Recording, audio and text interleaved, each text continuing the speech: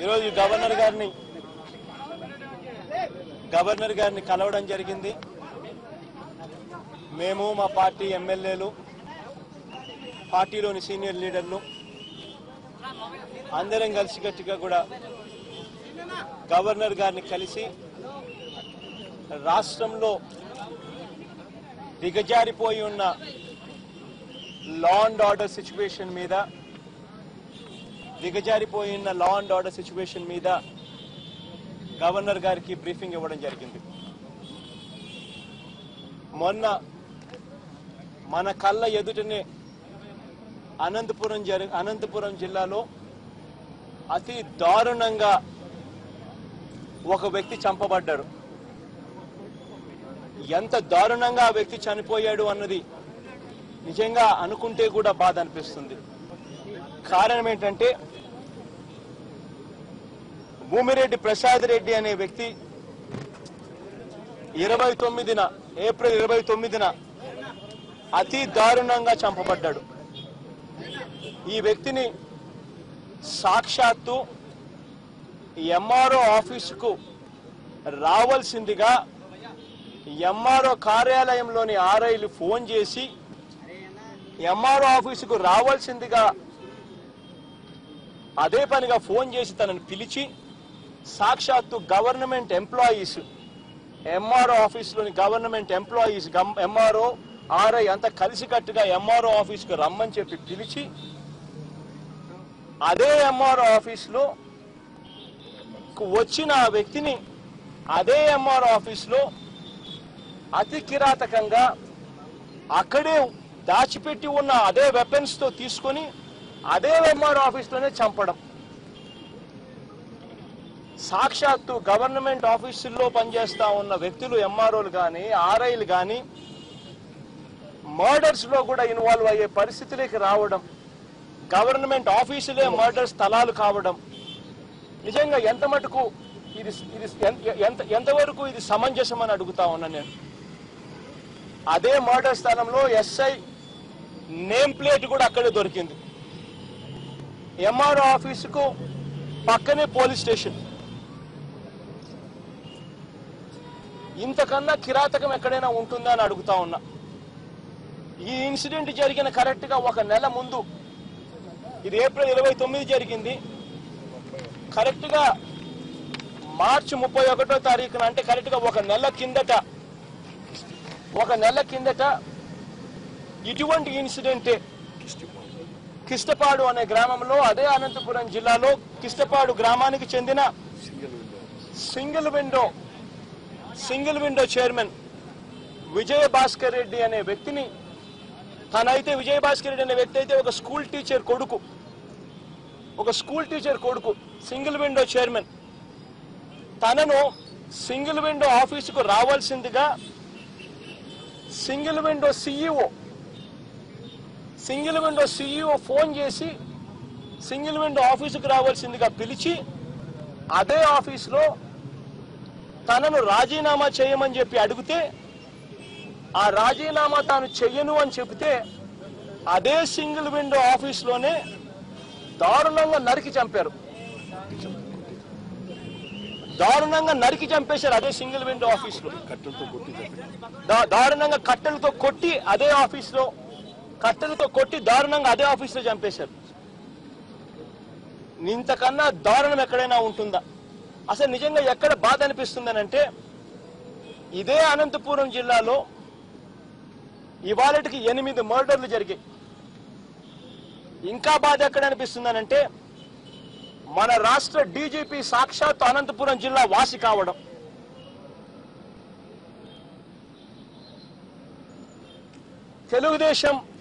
తెలుగుదేశం లీడర్లందరూ, తెలుగుదేశం ఎమ్మెల్యేలు లీడర్లందరూ కూడా డీజీపీని మామ అంటారు, చిన్నానా అంటారు, అన్న అంటారు, వాళ్ళు ఇళ్ళకి పోతారు. డీజీపీ వస్తే అనంతపురం జిల్లాలో పొద్దున బ్రేక్ఫాస్ట్ ఎక్కడ చేస్తారు అని అంటే మంత్రి గారి ఇంట్లో బ్రేక్ఫాస్ట్ చేస్తారు. 2 నెలల్లో డీజీపీ పోస్టులు, 2 నెలల్లో రిటైర్మెంట్ కావాల్సిన వ్యక్తిని 2 సంవత్సరాల ఎక్స్టెన్షన్ ఇచ్చి డీజీపీని చేస్తారు. అదే అనంతపురం జిల్లాలో 8 మర్డర్లు జరుగుతాయి ఇతను వచ్చాక. సాక్షాత్తు చంద్రబాబు నాయుడు గారు దగ్గర ఉండి మర్డర్లు చేయిస్తున్నారు. డీజీపీని ఉపయోగించుకొని, పోలీస్ యంత్రాంగాన్ని ఉపయోగించుకొని. ఎంతవరకు ఇది సమంజసం అని అడుగుతా ఉన్నా, ఇది న్యాయమేనా అని అడుగుతా ఉన్నా నేను.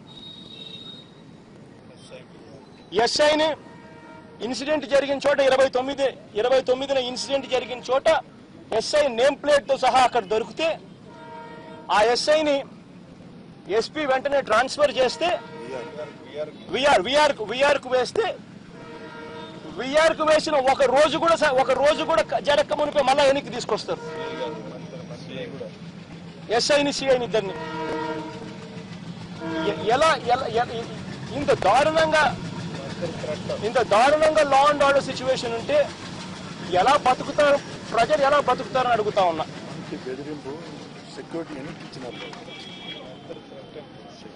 ఈ ఇన్సిడెంట్స్ అన్నిటి మీద, ఈ రాజకీయ హత్యల మీద సిబిఐ చేత ఎంక్వైరీ చేయించవలసిందిగా గవర్నర్ గారిని రిక్వెస్ట్ చేశాం. గవర్నర్ గారికి ఈ మేరకు అర్జీ కూడా ఇచ్చాం. సాక్షాత్తు ముఖ్యమంత్రి పదవిలో ఉన్న వ్యక్తి గవర్నమెంట్ ఆఫీసర్స్ను, గవర్నమెంట్ అధికారులను ఉపయోగించి మనుషులు లేకుండా చేసే కార్యక్రమం, మనుషులను ఎలిమినేట్ చేసే కార్యక్రమాలు చేయడం న్యాయం కాదు అని చెప్పి మరొకసారి సిబిఐ ఎంక్వైరీకి గట్టిగా డిమాండ్ చేస్తూ గవర్నర్ గారికి లేఖ కూడా ఇచ్చాం. చంద్రబాబు నాయుడు గారే ఉన్నప్పుడు ఇంకా అందరూ ఉండారు కదా, అందరూ ఉన్నారనే కదమ్మా దాని అర్థము.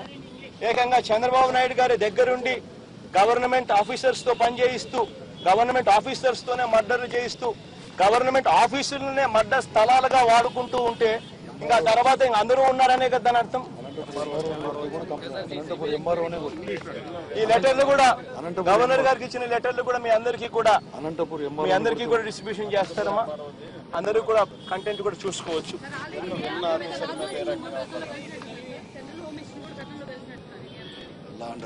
ఇంత దారుణమైన పరిస్థితులు ఆ రోజు ఇలా దారుణమైన పరిస్థితులు ఉన్నాయని చెప్పి ఉదాహరిస్తూనే ఆ రోజు వెళ్ళి కలిశాం. ఆ లా అండ్ ఆర్డర్ సిచ్యువేషన్ ఆ రోజు నుంచి ఈ రోజుకి డిటోరియేట్ అవుతానే పోతా ఉందని చెప్పడానికి ఈ 2 ఇన్సిడెంట్లు ఒక నిదర్శనం. ఒక్క నిమిషం. Now coming to English media, addressing this very issue. The reason why we've met the Honorable Governor is once again on the demand that the incidents what are taking place in Andhra Pradesh, wherein the law and order situation is drastically dropped, such ghastly incidents have taken place in the recent past. We have represented to the Honorable Governor to press for CBI inquiry into the latest killings.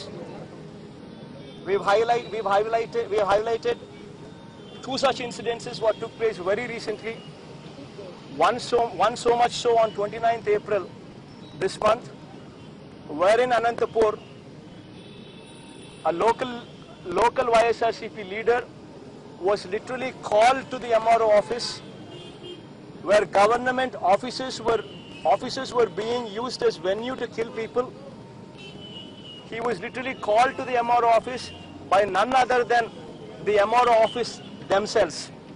The RI makes a phone call, asks the leader to come to the MRO office, and in that very MRO office, he was brutally murdered. While the police station happens to be right beside the MRO office, everybody is spectators to it. Right in the MRO office, making use of government officials to kill people. This happened on 29th of April, while on 31st March, exactly 1 month before to this incident, one similar incident took place, wherein one by name Vijay Bhaskar Reddy was brutally killed. He was also a single window president, where he was also called by the single window CEO to come to the office, and in that very office he was asked to resign, and because he did not resign, he was brutally killed in the same very government office. Both these incidents, unfortunately, the irony is After Chandrababu Naidu became the chief minister, 8 murders took place only in Anantapur district. And the irony is, our state DGP also happens to be from Anantapur district. A DGP who is supposed to have retired, in 2 months' time, was given extension of 2 years, and he was made DGP. And after this very man was made the DGP, 8 murders took place in Anantapur district. I mean, while he happens to be from Anantapur district. Chandrababu Naidu, the chief minister, is blatantly making use of the entire government machinery, starting from DGP to SIs. He is making use of this entire government machinery to eliminate people. The DGP, whenever he visits Anantapur, TDP leaders visit him. They call him Mama, they call him Chinnana, they call him Anna, as though he is very close relative of theirs. This DGP, whenever he visits Anantapur, goes for breakfast to the local minister's house. This is what has been happening in the state of Andhra Pradesh. Government machinery, government offices are blatantly used by our chief minister to eliminate people. This is the request what we have given to the Honorable Governor, requesting him for a CBI probe, and we are also giving this very copy to the entire media, and we request this entire media to kindly put in your focus, kindly highlight these issues so that this brutality in murdering people comes to an end.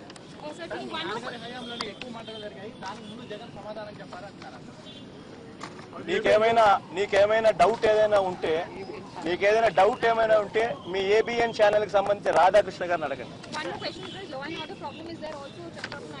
Making a lot of expenditure, personal expenditure, be it aircraft or renovation. So what do you have to say on that? No law and order in the state, and he's spending state exchequer's money. The way Chandrababu Naidu is handling things in Andhra Pradesh, I just give you an example. This man says Central is not supporting, but I don't understand one thing.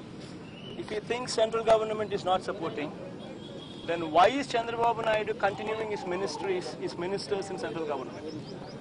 He doesn't pull them out of the ministries. He continues with them. And once again he says the state has got financial problems. On one side he says state has got financial problems, while his private flight, while he uses private flights to travel, his private flight travel bill alone is more than 25 crores. This is Chandrababu Naidu. Says something else, does something else. Law and order situation is also once again the very same in our state. Thank you much. చేస్తాం. Already బంద్ జరుగుతా ఉంది.